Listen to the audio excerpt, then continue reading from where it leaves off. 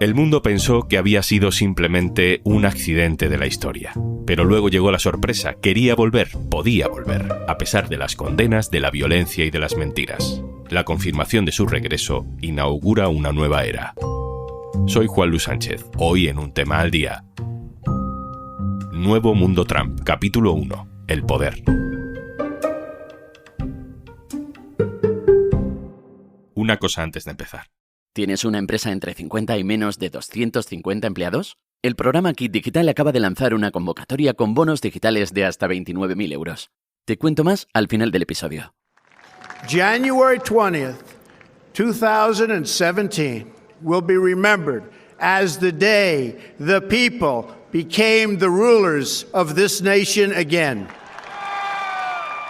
Es Donald Trump, en la toma de posesión de su primer mandato como presidente de Estados Unidos, tal día como hoy, 20 de enero de 2017.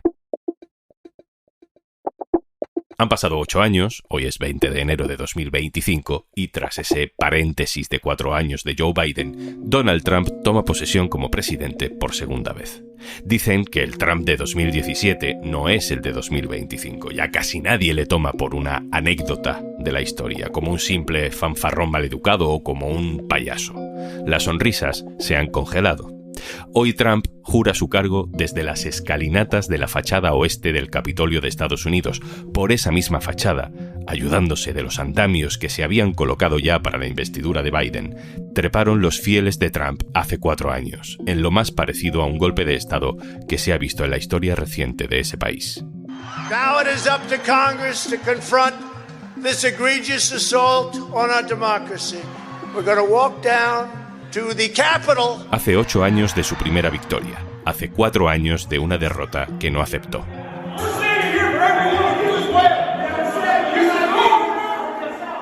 El regreso de Donald Trump al despacho más poderoso del mundo tiene tantas implicaciones que esta semana hemos decidido hacer una serie especial, 5 capítulos de lunes a viernes, sobre el nuevo mundo Trump, con las voces de 7 analistas y periodistas del diario.es. Hablaremos de sus planes con los derechos sociales y las libertades más básicas, de sus amenazas en política internacional, nos preguntaremos si hay razón para preocuparse tanto y buscaremos si hay alguien organizando ya la resistencia.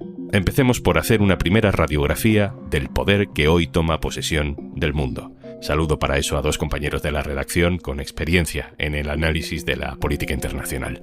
Andrés Gil, hola. Hola, ¿qué tal? Íñigo Sáez Ugarte, hola. Hola. Empiezo contigo, Andrés. ¿Cómo defines tú el poder con el que Donald Trump vuelve a ser hoy presidente de Estados Unidos? Bueno, yo lo llamaría casi que tiene superpoderes, y no es porque sea un superhéroe en realidad, sino porque tiene mayoría en la Cámara de Representantes, en el Senado y sobre todo, que es lo que hace más diferente esta legislatura, una supermayoría en el Tribunal Supremo de Estados Unidos. ¿Y qué implica eso? A ver, él puede poner en marcha políticas en relación con los derechos de las mujeres, puede poner en práctica lo que él ha llamado como deportaciones masivas, poner en riesgo derechos civiles, avanzar en el cerco a medios que para él son pues oposición, perseguir a líderes políticos que han hecho campaña contra él, en una especie de un poder más autoritario, de gestos más autoritarios, contando con la complicidad de que, en última instancia, el Tribunal Supremo previsiblemente va a avalar todo lo que él vaya a hacer. Otro ingrediente básico del poder es la impunidad. Y Trump ha demostrado tal grado de impunidad que deja en ridículo a las polémicas anteriores, pues desde el caso Watergate al caso Levinsky de Clinton, ¿no? Es todo ridículo al lado de un Trump que vuelve a ser presidente a pesar de haber alentado un asalto en el Capitolio o de haber negado la validez de resultados electorales o de estar condenado por la justicia por sobornos a una actriz porno, Andrés. Claro.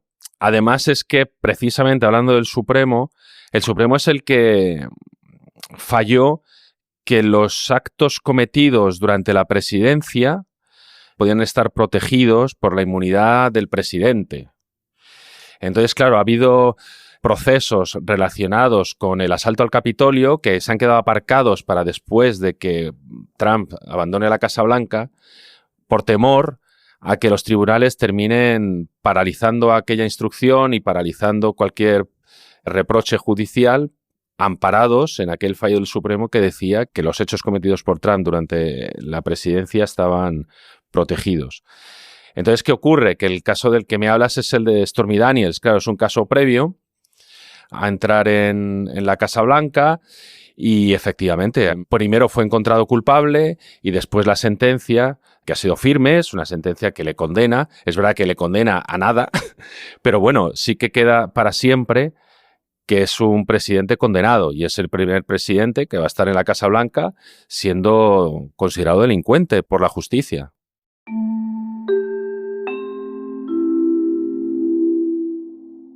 Trump ya no es solo Trump. Se dice que para esta legislatura se ha librado de los contrapesos más clásicos. Tampoco tira de gente de mucha confianza, pero débil políticamente. Se está montando un núcleo duro, potente y alarmante, ¿no? Andrés, ¿quién te llama más la atención a ti de este nuevo entorno Trump? Bueno, yo creo que hay perfiles llamativos. Él parece que la cadena Fox es la cantera de muchos nombramientos de Trump, pero yo creo que lo más chocante seguramente para todos sea el de Robert Kennedy Jr., que es un negacionista de vacunas, negacionista del COVID, negacionista de un montón de cosas contra el sentido común, que va a tener un papel relevante como secretario de Sanidad.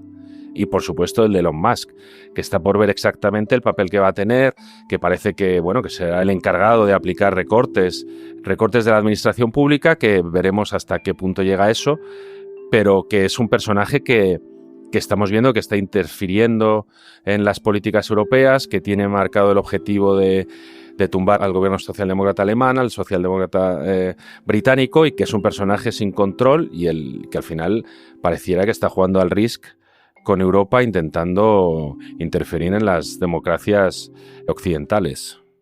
Íñigo, voy contigo también para preguntarte por esto. Además de estos nombres conocidos y muy públicos, como Elon Musk o Kennedy Jr., ¿los fontaneros de la Casa Blanca son también de este perfil? Háblame del núcleo duro. En el núcleo duro de Donald Trump, por ejemplo, allá no va a estar su familia, su yerno y su hija, ¿no? Y obviamente, pues todos los que le decepcionaron en ese primer mandato no van a estar, ¿no? Todos esos generales a los que nombró para el Pentágono, para el Departamento de Seguridad Interior, para el puesto de consejero de Seguridad Nacional, ¿no? Todos se apartaron de él cuando intentó tomar medidas extravagantes, ¿no?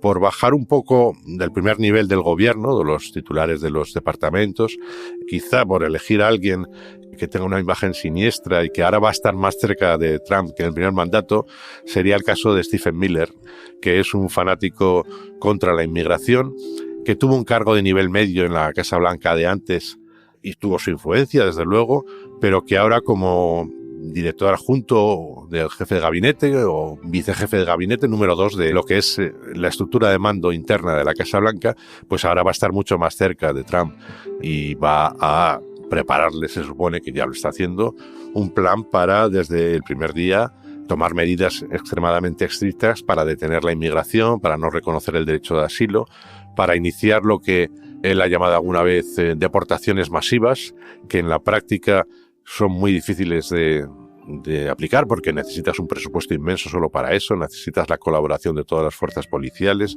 y se supone que también de los estados y de los ayuntamientos, y un tipo como Stephen Miller pues es evidente que es uno de los que le están preparando ese menú para tomar vía decreto las primeras decisiones en los primeros días de su vuelta a la Casa Blanca.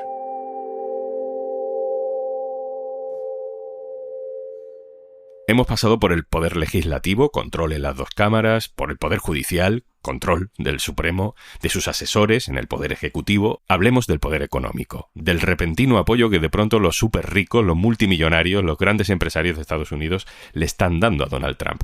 No son solo los grandes magnates de la tecnología, de eso ya hablaremos en otro capítulo, sino que es como si de pronto la élite económica, Íñigo, de Estados Unidos hubiera aceptado por fin a Donald Trump.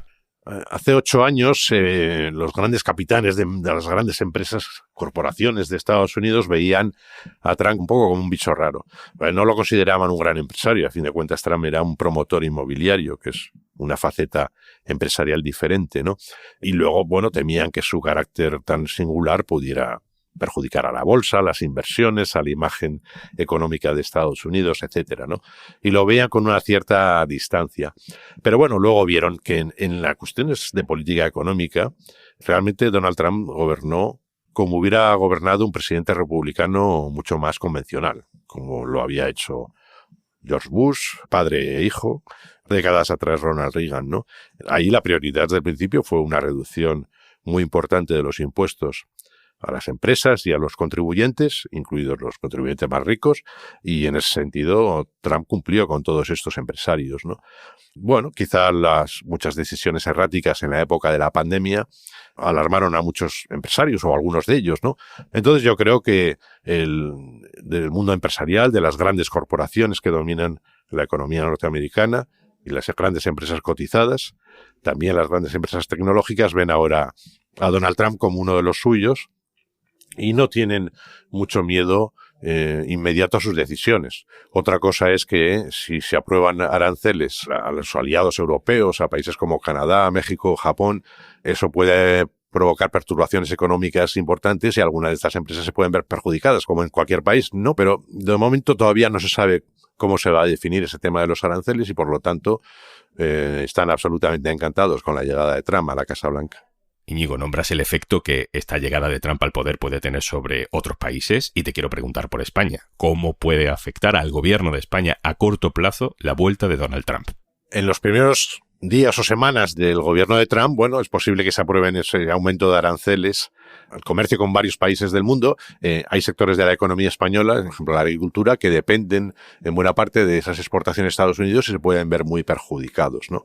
Luego, a efectos de gobierno, hay un problema añadido y es que el gobierno español va a tener graves problemas para poder estar a la altura de las exigencias de Trump en cuanto al presupuesto de defensa. Hace 10 años los países de la OTAN pactaron aumentar los presupuestos de defensa para que como mínimo todo el mundo utilizara el 2% del PIB en esos gastos militares, y España se ha acercado a esa cifra, pero está todavía lejos, está entre el 1,1%, 1,2%, ¿no? Pero la idea de que España pueda doblar el presupuesto de defensa en los próximos años y llevarlo al 3%, al 4%, es prácticamente imposible. Entonces ahí el gobierno de Pedro Sánchez va a tener un interlocutor muy difícil en Donald Trump. Bueno, vamos a terminar por hoy, pero quiero terminar con una pregunta que le haré también al resto de compañeros con los que voy a hablar durante esta semana. ¿Qué os preocupa más? ¿Qué os desvela más, personalmente, de esta nueva presidencia de Donald Trump? No tiene por qué tener relación directa con lo que hemos hablado, sino, bueno, lo que os surja. Íñigo. Él da la sensación de que está más seguro que hace 8 años. La impresión que suscita, hombre, yo creo que tiene mucho que ver con los últimos meses de su presidencia, que culminaron en el asalto al Capitolio del 6 de enero, ¿no? Eso, digamos, que puso negro sobre blanco muchas de las preocupaciones que existían en Estados Unidos sobre un estallido de violencia promovido por los sectores más reaccionarios, tolerado o fomentado por Donald Trump. Puso sobre la mesa el temor a un enfrentamiento civil, al uso de la violencia por milicias de extrema derecha o similares, y al hecho de que Donald Trump al final no aceptó su derrota electoral, aunque no se atrevió tampoco le hubieran dejado, a utilizar a la policía o las Fuerzas Armadas para impedir la toma de posesión de su rival en las elecciones, ¿no? Y realmente, bueno, si un político en un país como Estados Unidos, que digamos no ha tenido golpes de Estado desde su fundación, ¿no? Es capaz de propiciar un movimiento tan violento como ese, unos hechos tan inauditos, el asalto al Parlamento, a la sede de las 2 cámaras del Congreso, si volviera al poder en su momento se pensaba que la tragedia era inmediata, ¿no? Y ese es el temor que existe ahora. Andrés, termino contigo. ¿Qué es lo que más te obsesiona, lo que más te preocupa a ti al ver que Donald Trump vuelve a tomar posesión hoy de la Casa Blanca? A mí lo que más me preocupa es que esta vez llega libre de las ataduras que tenía la anterior vez, que fue una vez más inesperada, y entonces, bueno, tuvo en su equipo a personas que no eligió directamente. Esta vez es él con todo lo que él quiere, con menos complejos, con más poder, y también con más vocación seguramente de interferir en el resto del mundo, de influir en la derecha ultra latinoamericana con Bolsonaro, con quien corresponda. También, bueno, él ha invitado a Milei, ha invitado a Abascal. Elon Musk está haciendo campaña por los ultras herederos del nazismo en Alemania. La internacional reaccionaria que puede él liderar en todo el mundo y que pueda suponer un gran retroceso en derechos y conquistas, porque ya no estamos hablando de bajar un punto en el IRPF, sino que estamos hablando de desmontar políticas y derechos sociales que ha costado muchísimo, derechos democráticos que ha costado muchísimo conseguir. Andrés Gil, compañero, muchas gracias. Gracias a ti. Íñigo Sáez Ugarte, compañero, muchas gracias a ti también. Gracias.